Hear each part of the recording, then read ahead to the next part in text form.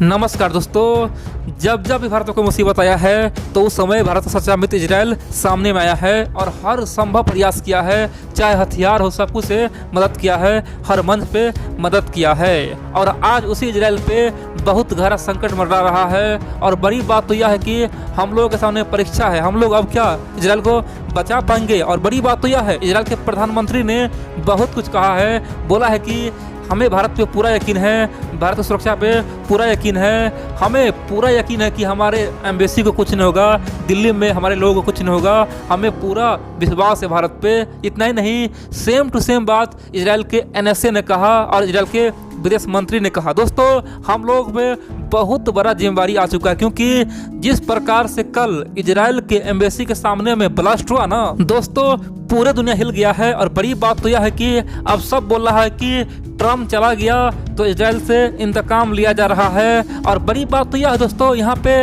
Iran का नाम आ रहा है, कह सकते कि ईरान का भी नाम आ रहा है। बहुत सारे थिंक टैंक, बहुत सारे बुद्धिजीवी बोल रहा है कि ये सब कारनामा ईरान ने ही किया है। दोस्तों, आप लोग पूरा खबर देखिए और समझिए आखिरकार यहाँ पे ईरान क्या कर सकता है और आखिरकार भारत में घुस के कैसे किया, कितना हिम्मत है कि ईरान में। दोस्तों, मैं आपको सब कुछ बताऊंगा और लोग पूरा वीडियो देखिए। और बड़ी बात तो यह है कि मैं समझाऊंगा आखिरकार इससे पूरे दुनिया पे क्या असर पड़ने वाला है और भारत किस प्रकार से इसका जवाब देगा। दोस्तों, भारत सरकार बहुत बड़ा प्लान बना रहा है, कह सकते कि 2021 का सबसे बड़ा फैसला लेने वाला है, क्योंकि भारत सच्चा मित्र इजराइल पे आज मुसीबत आ पड़ा है और इसीलिए भारत सरकार बहुत कुछ करने वाला है। आप लोग पूरा खबर देखिए और समझिए, क्योंकि ये हमारे लिए इज्जत की बात है, मान सम्मान की बात है। लगातार दिल्ली में दंगा हो रहा है दोस्तों, आप जानते हैं आज से कुछ समय पहले जब डोनाल्ड ट्रंप आया तब भी दंगा हुआ था। 26 जनवरी में दोस्तों किसान आंदोलन हुआ, तब भी दंगा हो गया, हिंसा हो गया। इतना ही नहीं, अब इजरायली एम्बेसी पे अटैक हुआ और बड़ी बात तो यह है कि राजधानी दिल्ली में हो रहा है। इसीलिए भारत सरकार अब वो फैसला लेने जा रहा है जिसका किसी को उम्मीद ही नहीं था। तो चलिए हम लोग पूरा वीडियो जानते हैं। देखिए, अब जानते हैं कल 29 जनवरी 2021 था और इस दिन दोस्तों हर साल इजराइल और भारत जश्न मनाता है, खासतौर पे अपने मित्रता होने का सबूत देता है। दोस्तों, 1992 में भारत सरकार ने ओपनली बोला था कि इजराइल मेरा मित्र है, हम खुल कर समर्थन कर रहे हैं। तभी से लेकर अब तक यानी कि लगातार हर साल 29 जनवरी को ये जश्न मनाया जाता है। और बड़ी बात तो यह है कि 29 जनवरी को ही खासतौर पे इजराइल के एम्बेसी के पास बहुत बड़ा ब्लास्ट हो गया, कह सकते हैं कि बाल बाल लोग बच गए। दोस्तों, अगर वहाँ पे कोई आम लोग होता तो समझिए क्या होता। दोस्तों, इतना बड़ा घटना हुआ। आप पूछेंगे आखिरकार इस घटना से ईरान का क्या संपर्क है और आखिरकार लोग ईरान पे उंगली क्यों उठा रहा है। देखिए दोस्तों, ये घटना कोई पहली बार नहीं हुआ है। दिल्ली में पहले भी इजरायली एम्बेसी पे हमला हो चुका है। 2012 की बात है दोस्तों, 2012 में एक ही दिन में दिल्ली की एम्बेसी पे भी हमला हुआ। और बड़ी बात तो यह है कि अमेरिका में जो एम्बेसी है, जो इजराइल की एम्बेसी है, दोनों पे हमला हुआ, वो भी दोस्तों ब्लास्ट हुआ। कह सकते हैं कि इतना बड़ा ब्लास्ट एक दिन में अमेरिका में भी और भारत में भी, ये अपने आप में चौंकाने वाला था। और बड़ी बात तो यह है कि भारत में जो डिप्लोमेट्स है ना, उनकी बीवी को दोस्तों बहुत चोट आई थी, कह सकते हैं कि बहुत दर्द हुआ था, उनका ड्राइवर भी घायल हो गया था। इतना ही नहीं, बहुत सारे लोग घायल हो गया था। दोस्तों, उस समय पूरे दुनिया में हड़कंप मच गया था। और बड़ी बात तो यह है, उस समय दिल्ली पुलिस ने इस हमला का जिम्मेदार ईरान को ठहराया, बोला कि ये जो हमला हुआ है, जो ब्लास्ट हुआ है, वो ईरान ने करवाया है, ईरान के मिलिट्री ने करवाया है और खासतौर पे इजराइल के एम्बेसी में करवाया है। और दोस्तों, उस समय पूरे दुनिया के तमाम मीडिया लिखा था कि ईरान का कितना हिम्मत जो भारत में जाके बम ब्लास्ट करवा दे और एम्बेसी को धमका दे। दोस्तों, यहाँ तक कि पूरी दुनिया चौंक गया था ईरान की इस हरकत देख के। इसीलिए अब तमाम लोग बोल रहा है कि यहाँ भी ईरान का ही हाथ है। दोस्तों, अभी तक ये सबूत नहीं मिला है कि अब की बार कौन किया है। पहले बार में दोस्तों सब बोल रहा है कि ईरान का हाथ था, 2012 में ईरान का हाथ था, लेकिन 2021 में यानी कि कल क्या हुआ इसके बारे में किसी को पता नहीं है।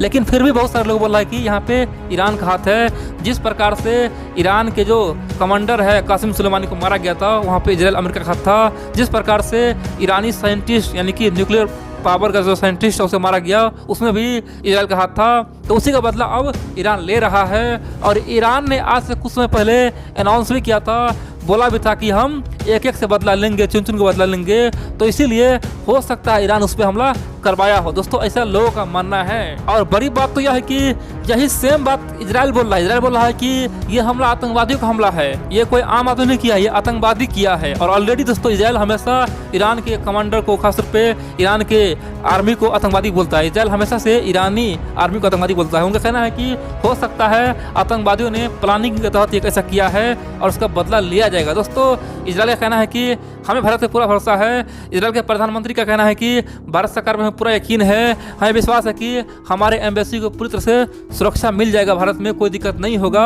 और आतंकवादियों पे हम भी जांच कर रहे हैं, बदला लिया जाएगा। और बड़ी बात तो यह है दोस्तों, इसीलिए भारत के विदेश मंत्री एस जयशंकर जी ने इजराइल के विदेश मंत्री से बात भी किया और भारत के जो NSA अजीत डोभाल जी है वो भी इजराइल के NSA से बातचीत हुआ। कह सकते हैं कि पूरा विश्वास दिलाया कि हम उसका जानकारी पूरा लेंगे, आखिरकार किसने वहाँ पे ब्लास्ट करवाया है और उसे सजा देंगे। दोस्तों भारत सरकार ने पहले इजराइल को भरोसा दिलवाया है। अब आप पूछेंगे यहाँ पे वर्ल्ड मीडिया का क्या रिएक्शन है। दोस्तों वर्ल्ड मीडिया का कोई खास रिएक्शन नहीं है, लेकिन पाकिस्तान और चाइना का सेम रिएक्शन है। दोनों कहा कि देखो भारत में क्या हुआ, दिल्ली में फिर से एक बार ब्लास्ट हुआ, दिल्ली क्या बन गया, दिल्ली में क्या हो रहा है। दोस्तों ये बात फिर से पाकिस्तानी मीडिया और चाइना मीडिया कह सकते हैं कि लिखना शुरू कर दिया, कह सकते हैं कि प्रोपेगेंडा फैलाना शुरू कर दिया। दोस्तों ये आम बात है, हमारे यहाँ कुछ भी हो तो पाकिस्तान और चाइना सेम कुछ लिखता है, इसमें कोई बड़ी बात नहीं है।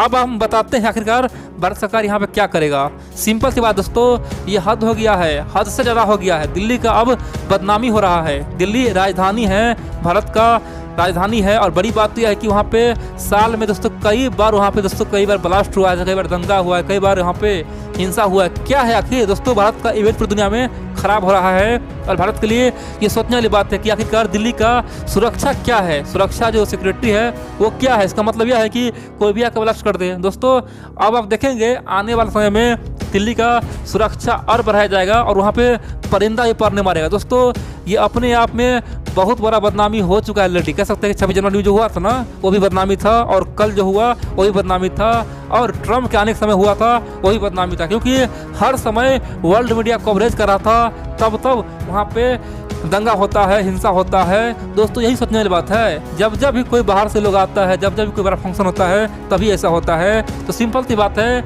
यहाँ पे कोई है जो दोस्तों जानबूझ के ये हरकत करवा रहा है। कह सकते हैं कि कुछ लोग मिले हुए हैं जो भारत को बदनाम करने की कोशिश कर रहा है। हो सकता है कोई आतंकवादी संगठन हो सकता है पाकिस्तान का भी हाथ हो, दोस्तों किसी का भी हाथ हो सकता है, क्योंकि भारत को बदनाम करने के लिए सब तुला हुआ है और ये बात भारत सरकार जानता है। इसीलिए आने वाले समय में दिल्ली का सुरक्षा और बढ़ाया जाएगा। अब आप पूछेंगे क्या इजराइल के एम्बेसी पे पहली बार ऐसा हुआ है क्या, दिल्ली में ही होता है क्या, कहीं और नहीं होता है? दोस्तों ऐसा बिल्कुल नहीं है। दुनिया में सबसे अधिक कहीं अटैक होता है ना वो इजरायली एम्बेसी है। दुनिया में चाहे मिडिल ईस्ट हो या फिर कहीं भी हो, हर जगह सुनेंगे हर साल कहीं ना कहीं खासतौर पे इजरायली एम्बेसी पे और इजरायली राजदूत पे अटैक होता है। दोस्तों ये आम बात है, कह सकते हैं कि ये हर जगह होता है और खासतौर पे हमारे यहाँ हमारे रीजन में दोस्तों आप जानते हैं अभी भी कुछ देश है जो इजराइल को मान्यता देता है। दोस्तों आप जानते हैं आसपास में देख लीजिए, पाकिस्तान अभी भी इजराइल को मान्यता देता है, बोलता है कि इजराइल को हम कभी भी मानेंगे नहीं, वो तो देश है ही नहीं। इतना ही दोस्तों, आज भी बांग्लादेश इजराइल से नफरत करता है, आज भी बांग्लादेश के लोग इजराइल के खिलाफ प्रोटेस्ट करता है, नारेबाजी करता है, बोलता है कि ये खतरा है और आज भी बांग्लादेश इजराइल को मान्यता नहीं दिया है। इतना ही दोस्तों, अफगानिस्तान भी आज तक कभी भी इजराइल को मान्यता नहीं दिया। कह सकते हैं कि इसी रीजन में इतना देश है ना जो इजराइल से नफरत करता है। आप पूछेंगे भूटान नेपाल क्या? दोस्तों भूटान नेपाल खासतौर पे भारतग्रस्त है और वो दोनों देश इजराइल को एक देश मानता है, लेकिन अफगानिस्तान, बांग्लादेश और पाकिस्तान अभी भी नहीं मानता। इन सब के अलावा मिडिल ईस्ट में आज भी बहुत सारे देश इजराइल को देश मानता ही नहीं है। कह सकते हैं कि इजराइल का यहाँ पे बहुत सारा दुश्मन दुनिया में ऑलरेडी है।